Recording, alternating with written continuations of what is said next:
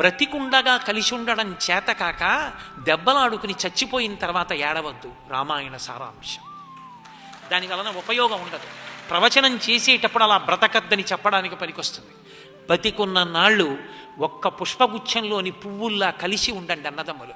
అందుకే రాముడు అంటాడు యుద్ధకాండలో, ఒక చోట లక్ష్మణుడు పడిపోతే, దేశే దేశే కళత్రాణి దేశే దేశే చ బాంధవాహ తంతు దేశం నపశ్యామి ఎత్ర భ్రాత సహోదర అంటాడు. ఎక్కడికి వెళ్ళినా పిల్లనిస్తారు, ఎక్కడికి వెళ్ళినా బంధువులు స్నేహితులు దొరుకుతారు.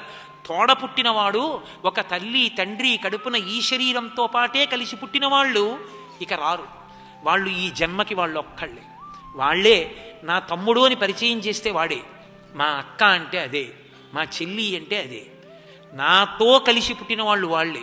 నాకు అక్క అయ్యేవాళ్ళు, తమ్ముడు అయ్యేవాళ్ళు, అన్న అయ్యేవాళ్ళు ఉండొచ్చు, కానీ ప్రధాన స్థానాలు అవి రక్త సంబంధం అయినప్పుడు ఆ స్థానాలు దెబ్బలాడుకుంటే మనుష్య జన్మకి అసలు అర్థం లేదు. కనీసం అన్నదమ్ములుగా పుట్టిన వాళ్ళు కలిసి ఉండకపోతే, అభిప్రాయ భేదాలుంటే ఎక్కడో మీ ఇద్దరికి ఇష్టమైన ఒక్కటి చేయి చాలు. మీ అన్నయ్యకి పౌరాణికం సినిమా ఇష్టం, అన్నయ్యతో కలిసి సంతోషంగా గడపడానికి అన్నయ్యకి ఇష్టం లేనివి మానేసి అన్నయ్యతో కలిసి మాయాబజార్ సినిమాకి వెళ్ళొచ్చు చాలు.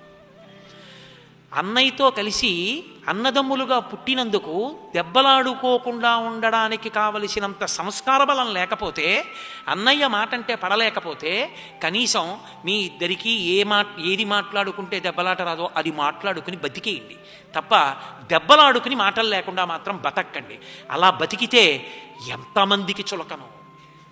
ఓ పెళ్ళి అవుతుంది, ఓ పేరంటం అవుతుంది, ఏమిటో ఆయన అంత గొప్పవాడు అంటారు కానీ వాళ్ళ తమ్ముడే రాడు, వాళ్ళ అక్కే రాదు, వాళ్ళ చెల్లే రాదు. ఎంతటి కీర్తివంతుడే ఏం ప్రయోజనం?